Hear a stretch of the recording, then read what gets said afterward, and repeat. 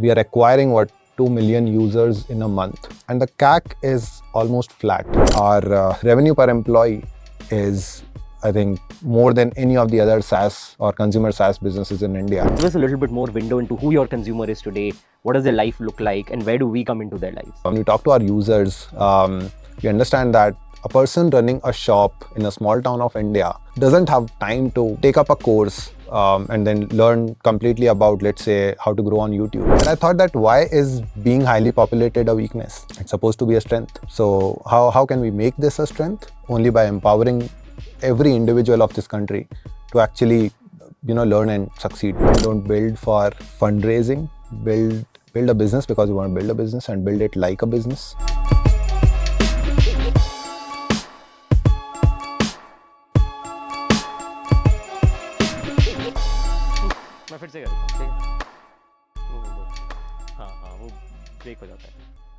Welcome to the Day One podcast by Elevation Capital, where we chronicle the journeys of founders and companies we are partnering with at Elevation.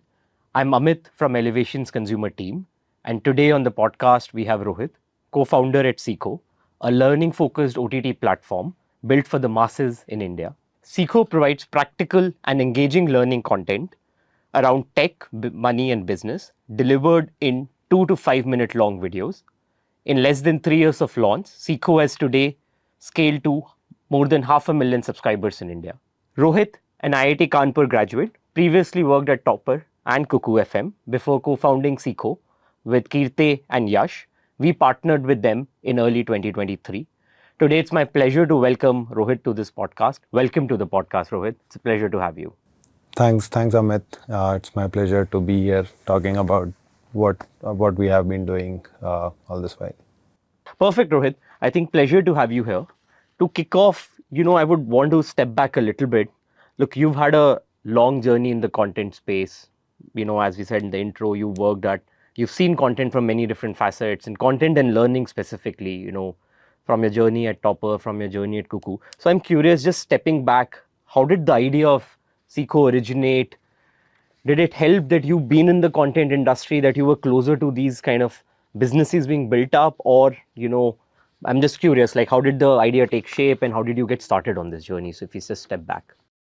Right. So IIT Kanpur helped me a lot in, developing this passion to build something and build it for the masses.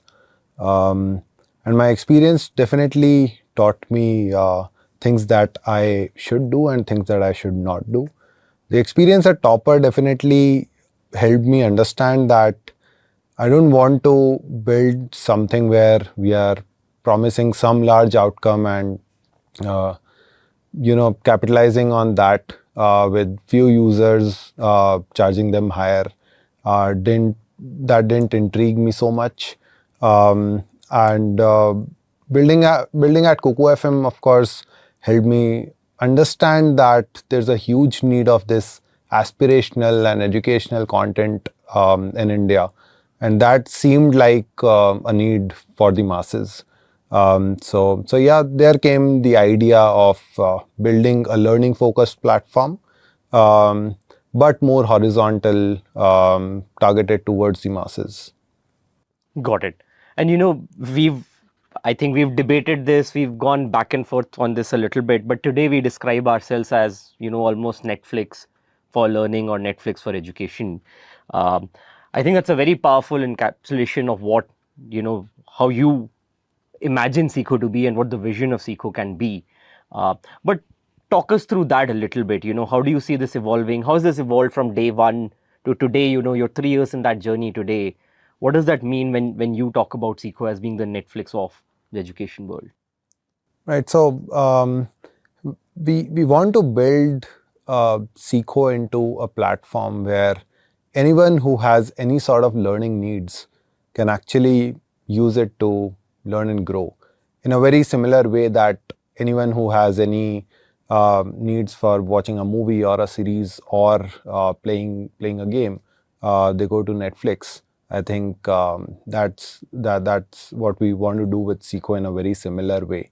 And we also understand and we have realized over time that people are not very fixated on what specifically they want to learn.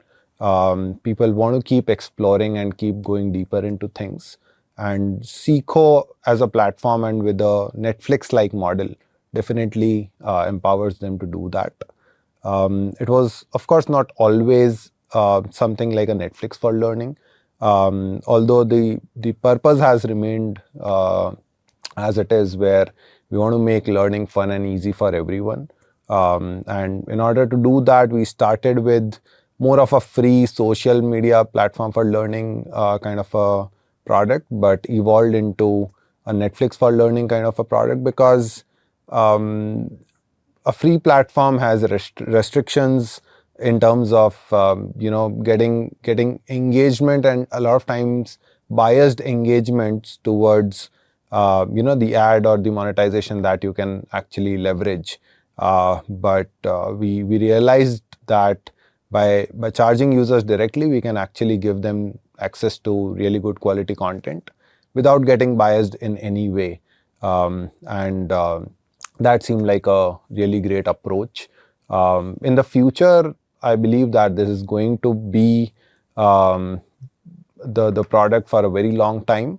However, in the very long run, this would be a complete organization with multiple products, maybe 10 more products like a Netflix for learning, all targeted towards making learning fun and easy for everyone.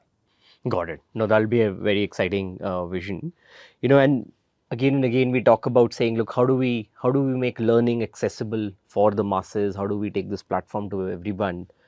I'm also curious from your journey, what was the immersion you already had to this TG? What are some nuances that you very uniquely knew that got you excited about starting this journey? Give us a little bit more window into who your consumer is today. What does their life look like, and where do we come into their lives? So while we were at Cuckoo FM, we definitely started understanding that there's a huge need for content which is more educational and aspirational.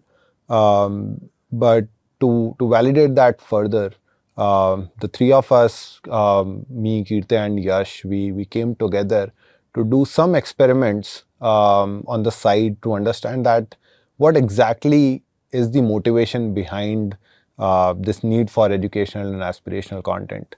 And while we were doing those experiments, we understood that it's not just the people like you and me who are very aspirational and want to be successful.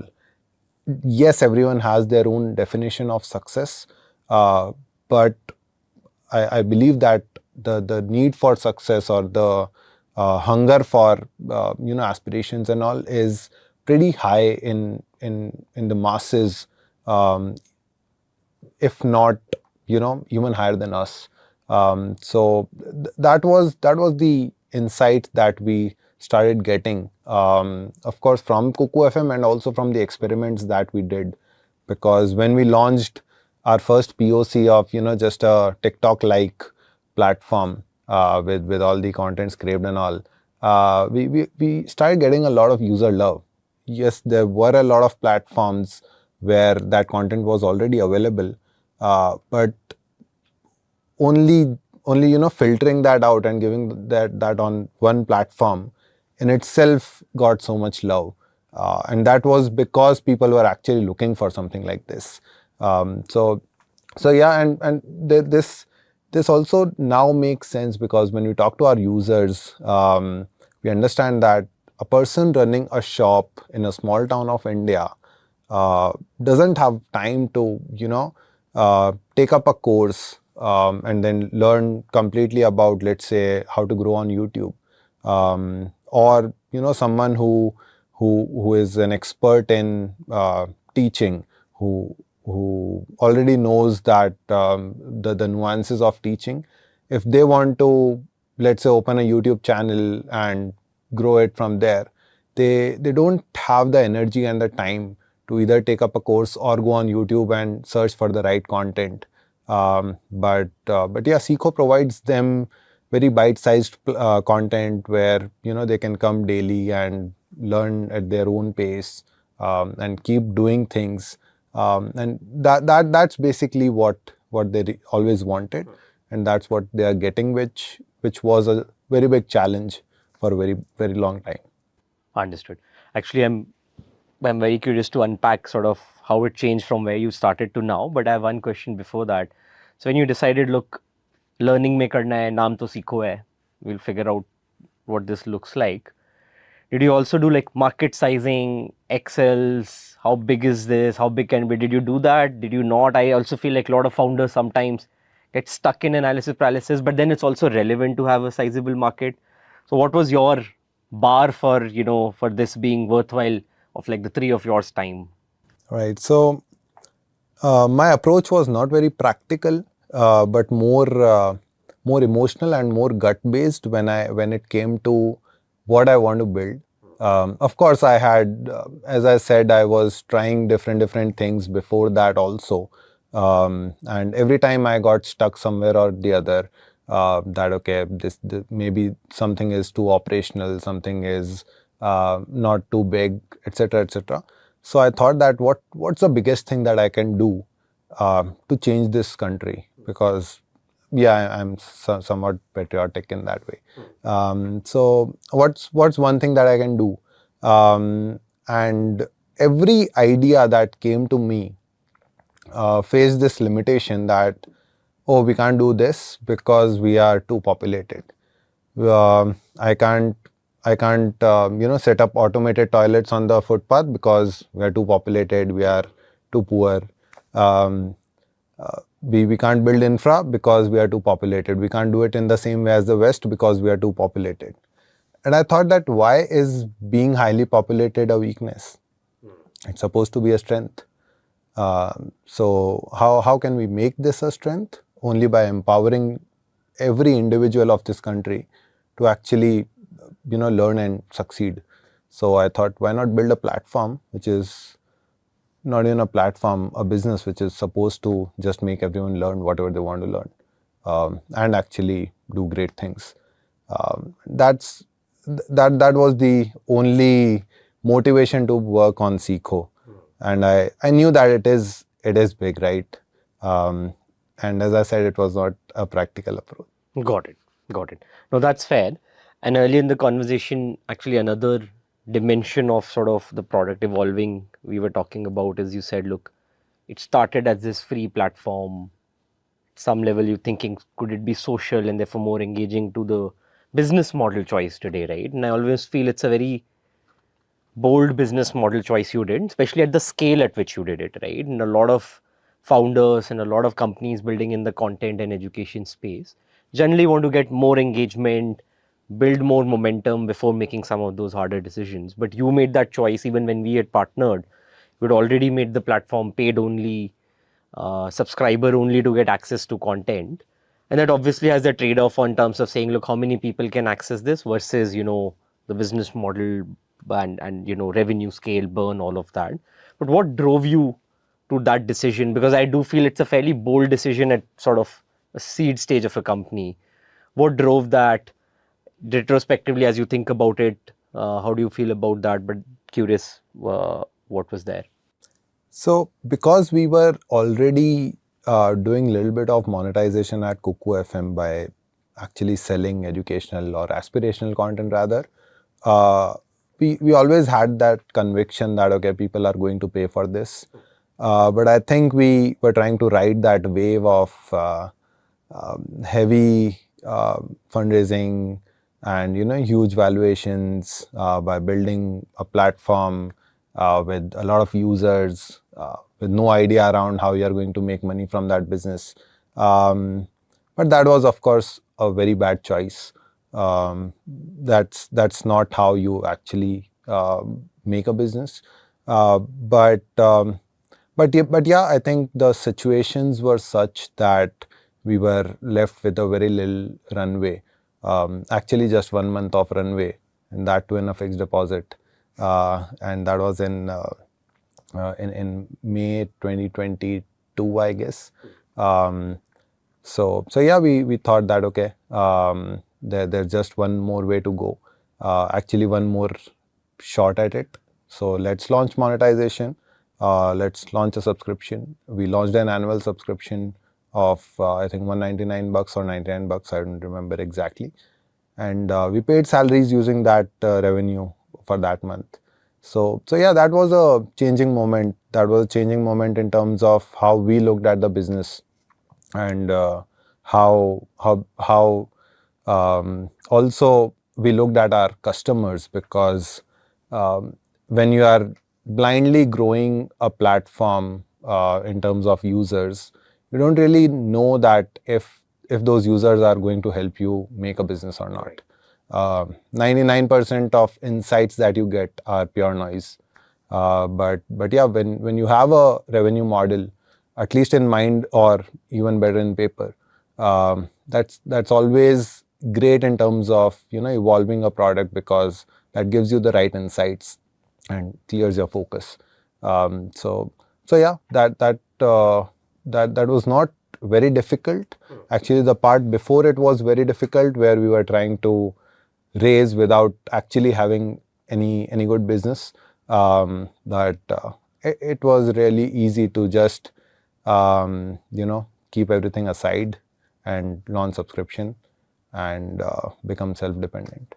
Uh, One of the few things which actually helped, because we were building it as a free platform, were that the benchmarks for engagement were super high. We had the benchmarks like that of maybe Facebook or TikTok, and we had to meet those benchmarks in order to make a really good social media platform for learning.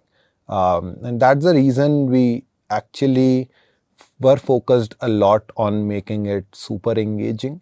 And the way we did that was, constantly talking to users. I think that's a very, very powerful tool. Of course, you'll always hear the YC folks saying this, but I've actually experienced that when you keep talking to users, you keep getting more and more insights. So yeah, the first time that we launched it was, as I said, a random feed of educational videos, with no recommendation engine, nothing. And when we started talking to those users, we understood that learning is not supposed to happen in this way, where you are mindlessly scrolling, unlike entertainment. Because for learning, you need to uh, go a little deeper into the context, and then remain in that context until you are burnt out. Um, Now the thing is that this window is very small, where you have got into the context, and after maybe a minute, 2 minutes, 5 minutes, you're burnt out. So that came out to be a really good duration of content that we should make a content for. And then, of course, to give a context and to attract the attention, we do use those hooks, and then talk about the actionables and end the video with something to do for the user, etc., etc. But that turned out to be a really good insight for building educational content, which has actually helped us a lot in the longer run. So yeah, building a free platform was not completely in vain, because that gave us the time to iterate a lot on this content format and eventually reach this one. And I think that's also a never-ending journey that we are constantly working on. Shifting gears a little bit, the other core aspect and almost the moat of our platform today is the kind of content that you surface and then you sort of build. Uh, talk to us about the supply engine a little bit. Again, how did it start in the early days? How has it evolved over the years? Everything from creators to topic generation to how the production is done. How has that evolved, and how do you think about it? Right. So one thing that we have been always clear about was that these will always be, um, it will be a creator-led platform. It will never become a platform where we are creating that content, because that basically defies our our goal of making it into a mass, high-scale platform. So we were always having some creators who were creating content on Seekho. Now the idea was to have it in a way that it's completely curated, and that becomes super difficult because if you do not, or if you are not creating that content, it's difficult to have that control. And we have actually struggled a lot with it. Earlier we had a lot of creators. There was a time when we had almost 100 creators working on Seekho, creating content for it, and we then had a team who was just checking every video that they were putting on the platform, and we didn't see it working at scale. So we shifted from that to making it into more of a Netflix kind of supply. It's very counterintuitive, but all of our demand is currently being served by just 12 creators, who we call showrunners. So we have got 10 to 12 shows running on the platform, and each of these shows have very targeted and high quality content which is being created and served to these users. And that's enough for these users also, because it's not an entertainment platform, and users don't estimate the value that they get from Seekho by the number of hours they spend on Seekho, but by the value that they get out of Seekho in the least amount of time that they can spend on the platform. And hence it's very different from an entertainment OTT, which brings back to having a very limited set of creators but creating very crisp, very high quality content so that these users can get the maximum value in the least amount of time possible. And this of course works well not just for the users but also for these creators, because each of them is earning in lakhs every month from Seekho, and I don't think there are a lot of platforms who can afford to do that. And all of that in place, it's just 6% of the revenue that we share with our creators, which really works well in the favor of the business. So it's a win-win for everyone. But sort of reflecting back, I think similar things stood out for us and for me personally as well. One was we were just seeing this massive tailwind in content consumption, right? I think all of us are seeing it. What you described as demographic dividend, almost in a way of saying, look, how can we continuously say we have too many people and so we can't solve for them? I think the way we were internalizing is saying, look, there is so much entertainment content which is being consumed. What is happening to the rest of the categories, right? It almost, because we can also sense the needs and aspirations of, Bharat and India in general, and everybody wants a better life for themselves. A lot of them are restricted by access to learning, access to resources. I think a lot of us have been fortunate to get access to education and learning in more formalized setups when we had it. And so this gap was also staring at us of saying, look, entertainment is going off the charts, and education and learning oriented content, micro learning in a different way, it's almost being left behind. So what's happening? This is almost a white space. And I think so when you guys were targeting that, that really jumped out to us, because it was one of those areas we were also thinking about, and then was sort of calling out to us as well. I think the other choice you made on monetization, that was the second sort of big thing for us as well, because we are firm believers that the Indian consumer is value conscious, but they'd absolutely pay when you deliver value to them. And this is true for content and OTT platforms as well. And again, we've seen it, right? And so again, what jumped for us was, when we partnered together, we were like 1/15th the scale. And even at that scale, we could clearly see that you were unlocking a monetization model which works. There was very real line of sight to LTV CAC break even, very, very controlled burn. Production costs, like you're saying today, were only a tiny fraction of the revenue, even at the level of production you were doing then, which was still very, very high quality and better than anything you will get for free on a YouTube or an Instagram or, or Moj or any of the platforms of choice today. So the second aspect was the monetization model, and I think we spoke a little bit about that. The third one for us, and this is definitely not third in the ranking of things, it's actually the primary one in, for us when we decide to partner, was actually you guys as a team. It almost felt, and that's why I was asking that question of how you came together, because when we met the three of you, it almost felt like you were designed to build for this market. That very, very sharp intersection of saying, we really care, and this is a consumer we really want to solve for, even though that might not be us as a consumer. And so we're stretching ourselves to be empathetic towards our users. Um, so that intersection of caring for that consumer, caring about the mission statement, coming from the content world, so having seen some of those journeys play out, that lens of realism to saying, look, we can't build this perpetually and then switch on monetization one day. We'll do it today, we'll do it now. I think for us, that was a very, very unique sort of mix that you brought to the table. We've not seen too many teams think about it so holistically and so practically.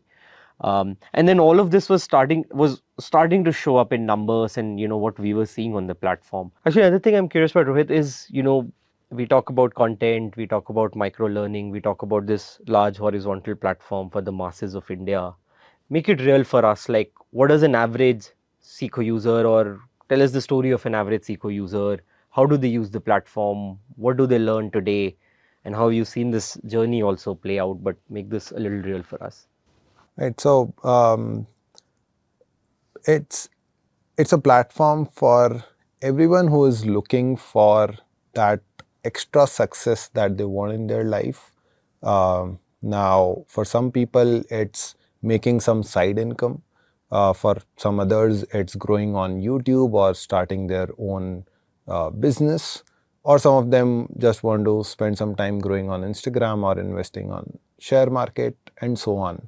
And for all of these guys, we have this platform where they can actually use their time in a better way to learn all of these things, and that too in a way that is more incremental and not really overwhelming them at once. So this might be a shop owner who wants to, let's say, grow their business or want to invest in stock market, whatever money they have. These could be teachers who want to create their own YouTube channel to actually use their skills in other ways. Or these might be some government employees who are probably wanting to start their own side business. So yeah, Seekho is a platform for all of these. And I guess one part of what goes hand in hand with growth and sort of as the business scales is also the team aspect. And I know you guys run a exceptionally lean org, right? I'm curious, how did you, in early days, how did you think about sort of team hiring, and how do you think about it today? And what have almost been like principles or cultural tenets for you guys at Seekho, which define the org? But talk to us about what how you build the team. Right. So this facet of things is pretty close to my heart. So of course I can go on all day speaking about it. But yeah, in the early days, I think we were pretty lucky to first have some good co-founders, and then also very soon have a really good core team joining in. So yeah, we always tried that we should, at least for the leadership positions, we should hire people who we already know in a way that what they are capable of. Not really weighing on a lot on the skills they had, but more importantly on the aspirations they have and the cultural fit that they have with the way we want to work. Yeah, that's how we went on to hire our product head who is ex ShareChat, and then our content head who was a colleague at IIT Kanpur, and then very very late we also had a growth head. And yeah, it's great that all six of us are from IIT Kanpur, so pretty close knit, and also pretty aligned on the way we want to work. So you have to be IIT Kanpur to get into Seekho. No, that's not true. So one thing that we didn't plan it in that way. Of course, I wanted people, those people close to me who I can completely rely on, at least in the early days. It just turned out to be from IIT Kanpur and maybe not from Topper or from Kuku FM. Kuku FM, I had already said that I'll not hire anyone. So yeah, only Topper was left. I think a loss for them. But yeah, from the very beginning, we have been of the idea that we want to run it in a very efficient way, especially after the things that we went through in terms of the survival of the company. And yeah, since then we have been doing this in a very capital intensive way, hiring only when it's really needed, which does not mean that we will not think about the long term things, but definitely means that no one is going to work with a lesser efficiency than anyone else.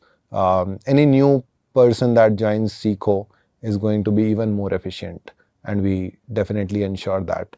Our revenue per employee is, I think, more than any of the other SaaS or consumer SaaS businesses in India, and even on the global level in a lot of cases. So How many people are we today? so we are 18 people, and we are at an MRR of 3.5 crores, which we are making this month. So yeah, that's pretty incredible how all of these guys are able to pull it off. And So we there are no do a big lot armies of people. There are no big teams. Everybody gets the job done. Yeah, You're on point for. I'm always of the. I have always been of the opinion that we should have people who are completely aligned with the purpose of Seekho and are not here only to use Seekho as a means for an end. So yeah, that definitely helps. Very, very interesting. I'm curious to actually get your take on, one aspect, since you spoke about this team being so lean and so close knit together. What has been your take as a founder on, there's these two paradigms to team building. Either you hire for the job. So if you need somebody to do content, you say, look, I want somebody who's done content for many, many years, right? I need somebody who's done marketing for many years, or growth for many years. Like this exact role they need to have done. Or you hire the person with very high agency and you hope that they will evolve into the role, right? And for some, like for a core engineering role, it might not be possible. For a lot of things, you can do that. Where are you on this spectrum of like the right person will learn the role versus I want the exact person who's done this role before? How do you think about team building? Right.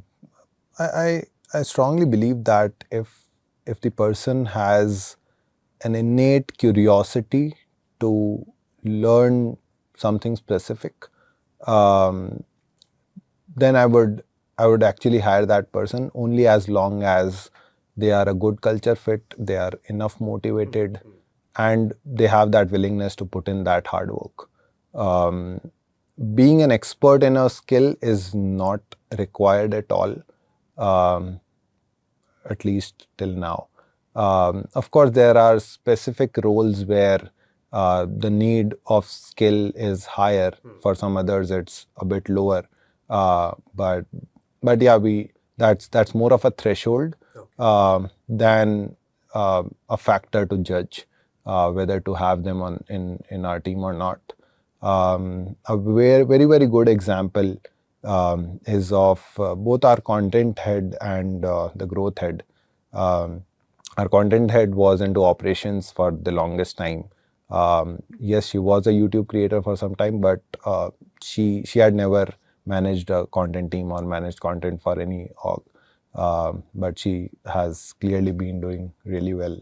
And then also our growth head, he has actually never done anything in marketing.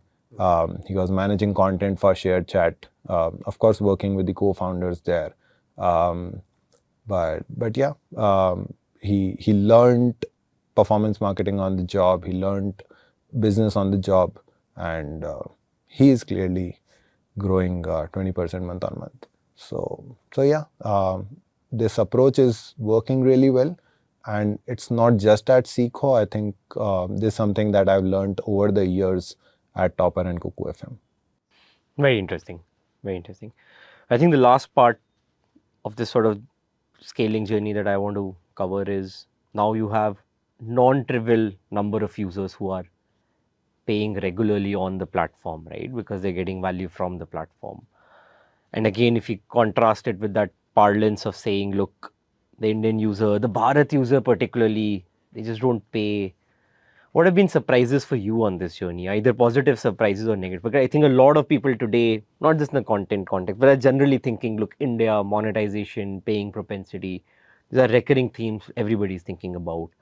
What are positive or negative surprises that you've seen in your journey of now working with non-trivial amount of users? Right.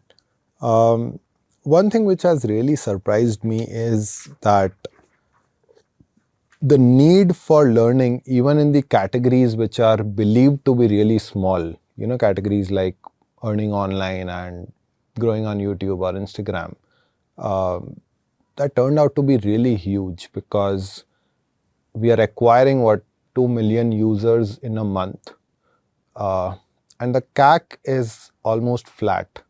It's not increasing, and of course that's a really great signal as to a really huge demand out there. Of course, we always knew that the need for learning is very huge, but yeah, the intent to pay and how much are they going to pay, and how difficult is it going to acquire those users were questions. But yeah, we were pleasantly surprised by the way it actually turned out. In fact, when we talk to these users, a lot of them actually say that आप मेरी ये problem solve कर दो फिर हजारों रुपए ले लेना.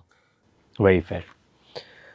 Very interesting. I know we're at the fag end of our conversation and it has been a lot of fun. I think the last few bits I would love to spend time is, just have some reflections around the journey so far from you and just sort of step back. So, one, as you think about the journey so far for you, what have been some of the biggest learnings for you, right? It could be across any dimension, but a few things, if you could go back in time, you tell yourself, or you wish you knew, like sort of 3 years ago, which you know now, what would be a few of those things? So yeah, I think it's a limitless list, but a few things on top of my mind would be: one, don't build for fundraising. Build a business because you want to build a business and build it like a business. Um, the other thing would be that don't don't listen to others more than you listen to yourselves. If you think you can actually charge for this, charge for this. Don't stop because someone else is saying that okay, maybe you should not charge for this. Um, Maybe third thing, don't over invest your time on creating a beautiful cap table with really big names. That doesn't really help that much. Rather have partners who are actually going to help you. These are the things I would tell myself uh, 3 years back, but I know I would not listen to them because I got a list of 5 things from Gaurav Munjal that okay, you need to focus on these 5 things and everything else is crap. I didn't listen to him. And when I say these things to any other founder who is at that stage, they also don't listen to it. So I think it's very natural to do it yourself and learn, which is also a bit sad, but I think this is how it works. No, that's fair. But I think you also need that rebel energy to be a founder, right? Like at the end of the day, it's not an easy thing to go start a company, right? To go fight against Yeah, all if odds. I was that smart, I would never go on a mission to make learning easy. It's not supposed to be easy. Super. Very, very exciting. This has been truly insightful, and thank you for the very candid and the very insightful conversation. It's very inspiring to see, the thoughtfulness, the passion with which you and Kirti and Yash, all of you are, and the entire team is building out a platform that is making learning accessible to India and to Bharat at large. So, truly a very, very inspiring mission that you're on. For us as Elevation, and for me personally, it's a privilege to be a part of this journey and see how far the platform has come from, where we partnered, and look forward to you guys in the platform scaling some new heights. Sure, let's do great things. Super. Thank you. Pleasure. Thank you.